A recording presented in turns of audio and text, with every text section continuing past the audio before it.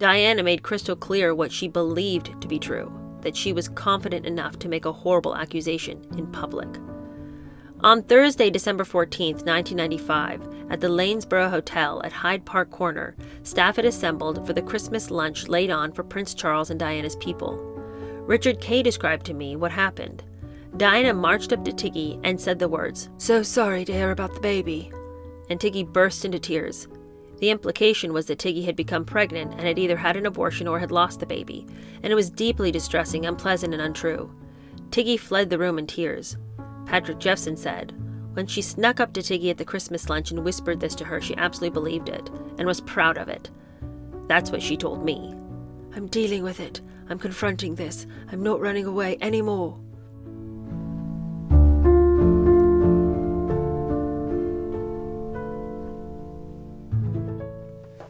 Hello, how are you? Welcome to my channel. My name is Cheer Denise. We are going to keep going in Dianarama today. Now, we're not going to have a super long episode. I've already put out a video today, and I've got some things that need doing, but I wanted us to keep going in our story and keep the momentum there. And you'll remember that yesterday we left off on the fact that Bashir was very clever in getting Diana to agree to an interview with him when she denied doing an interview with quite a few people, because he presented her with a problem and then very cleverly said, "And I will be the solution."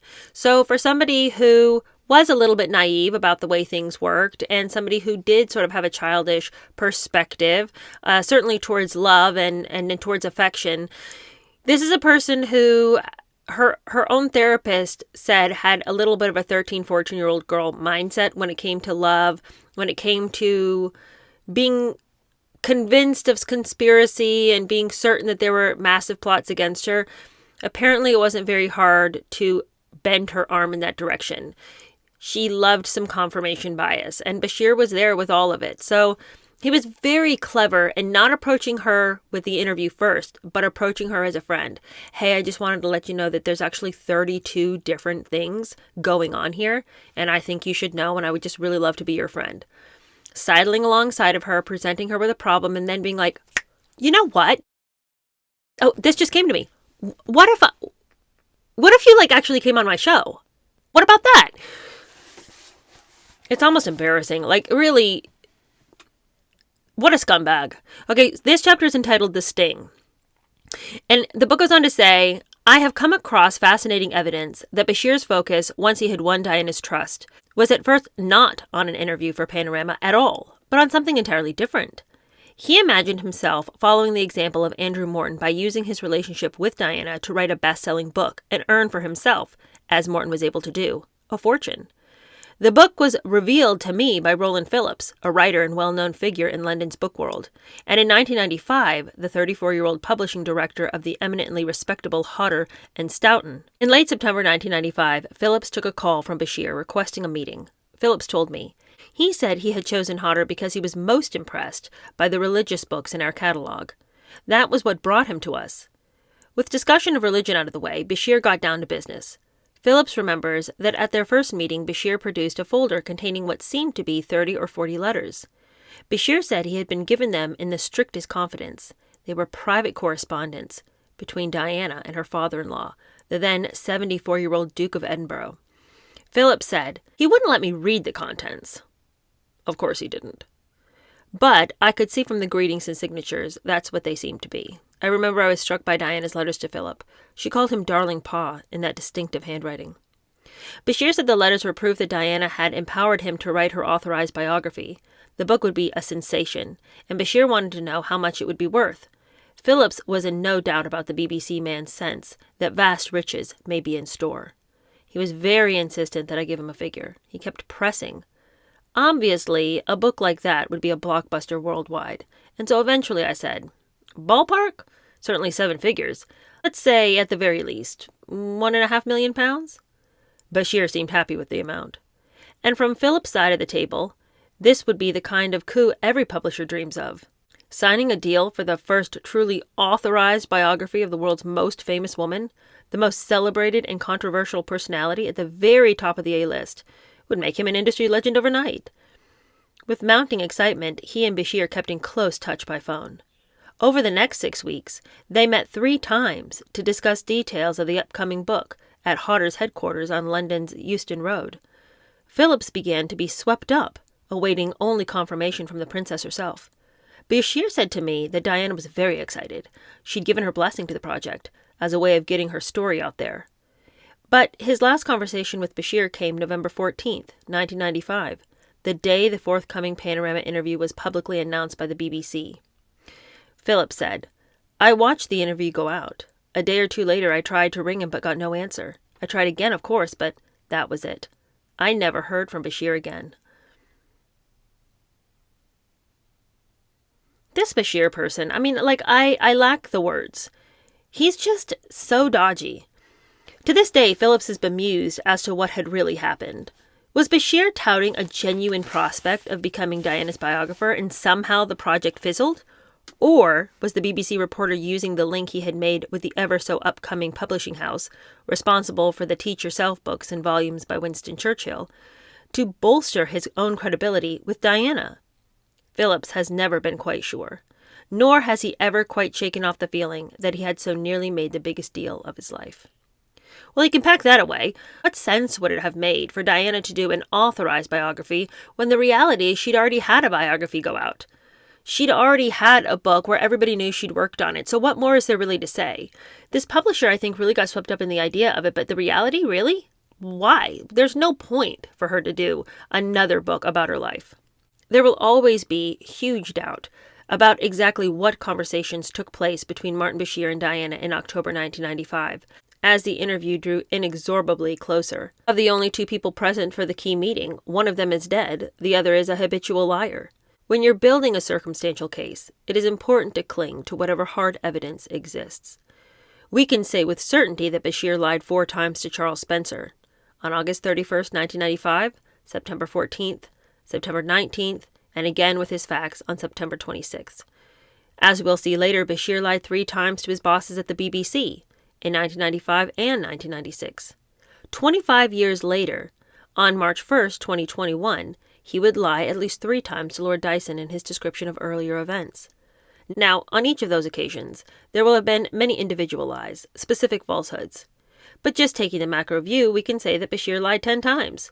4 times, as it were, on the way up, trying to make his plan work, and 6 times on the way down, trying to escape detection. All that being the case, is it then more or less likely that he would have lied to Diana when just the 2 of them were together? I think he would, and there's evidence that the biggest lie of all, the nastiest lie, the one which nudged the needle on an interview from a quivering, wavering, sagging will she won't she to a leaping hell yes, was a lie told probably on Saturday the 28th, or Sunday the 28th of October 1995. The reason those dates flashed up is because of the way the interview finally came about. Diana sat in front of the BBC camera 1 week later, on Sunday, November 5th. Martin Bashir's main aim was, of course, to get Diana to say that she would be interviewed. But once that happened, he needed to sort the practicalities. He needed a cameraman, one he could trust to undertake this super-secret mission. He needed someone special, and he found it in Tony Poole. His testimony is important. The way he was hired, a likely clue as to how the interview was secured. At the time of writing, Tony Poole is aged 75, retired, looking back on a career like many other ex-BBC cameramen, a trooper, a pro. His career is like so many, but unlike them all. It was Tony who lit the lights, who clipped the mic onto Diana's lapel, who pressed the button on the camera which shot arguably the most momentous footage the BBC has ever recorded, or will ever record. For now, what is significant is what happened during the preceding 10 days. He told me, initially, when I got the phone call from my agent, she said, "Panorama want you next Sunday." And I said, "Elaine, I don't work on Sundays. It's my family day." She said, "Well, I think you might want to do this. It's a royal. I think it's a big one. Would you mind if Martin Bashir called you?" The booking was for the evening of the following Sunday, October 29th.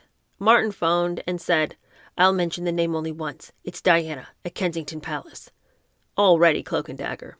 I'd worked with Martin. I always thought he was an operator. Likeable guy, but an operator.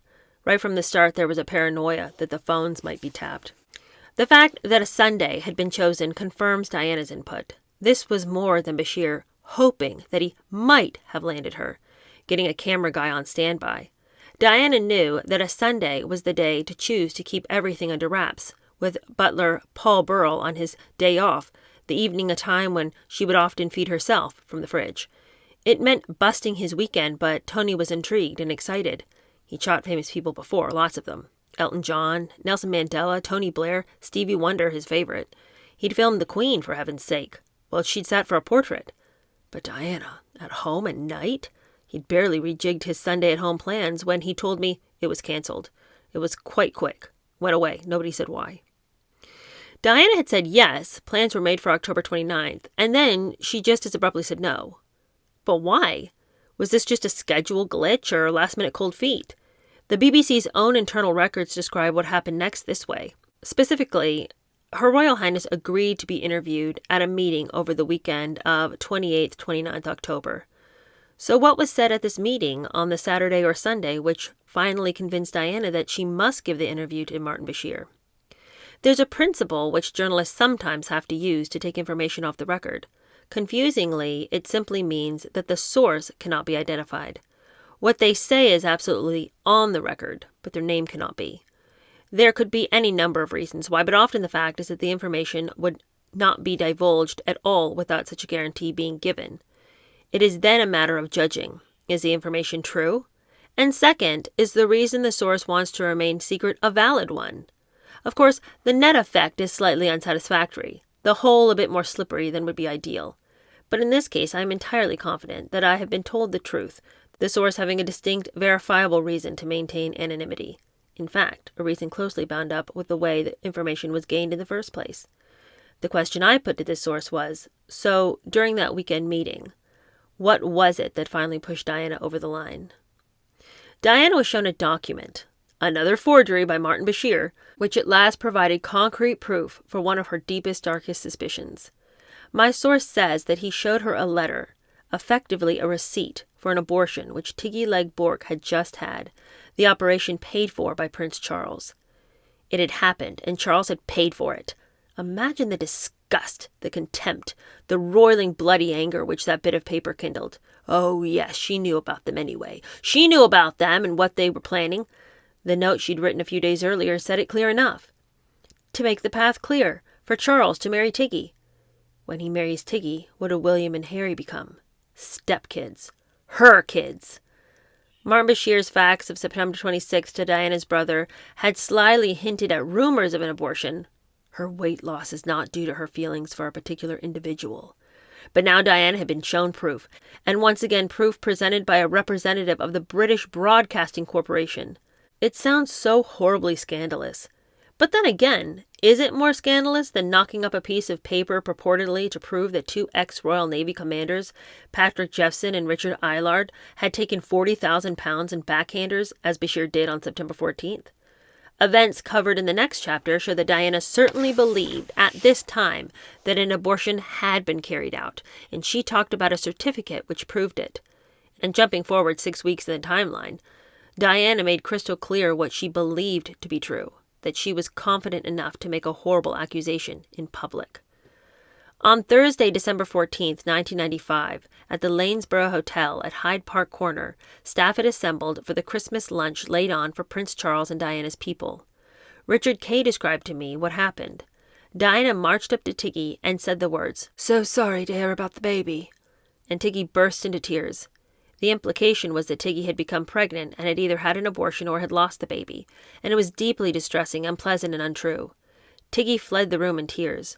Patrick Jephson said, when she snuck up to Tiggy at the Christmas lunch and whispered this to her, she absolutely believed it, and was proud of it. That's what she told me. "I'm dealing with it. I'm confronting this. I'm not running away anymore." Here again, the Dyson report signally fails to shed light on what was the crux of Bashir's deception campaign. Dyson actually notes the abortion rumors, but sweeps the issue aside. He writes, "Suspicions have been expressed by Miss Pettifer, formerly Bork, that Mr. Bashir was the source of hurtful remarks that she says Princess Diana made to her in December 1995. The question of whether Mr. Bashir made the alleged untruthful and unwarranted comments to Princess Diana clearly falls outside the scope of my terms of reference. On the contrary, the question of whether Bashir told the abortion lie, as my source assures me he did, would be central in answering the question at the very top of the Lord Dyson list. By the night of Sunday, October 29th, Princess Diana had made up her mind. She would record the BBC interview in 7 days' time, and in the intervening period, she would put into effect a plan A plan that was brilliant as she saw it, but heartbreakingly daft in reality. You guys, what? Well, I would like to go on, but it's got to be a short episode today. So we're going to have to leave ourselves on this horrible cliffhanger. But on Monday, we'll get back to it. Thank you guys so much for hanging out with me. I hope you have a great rest of the day, and I will see you tomorrow for the Friday News Roundup. Bye.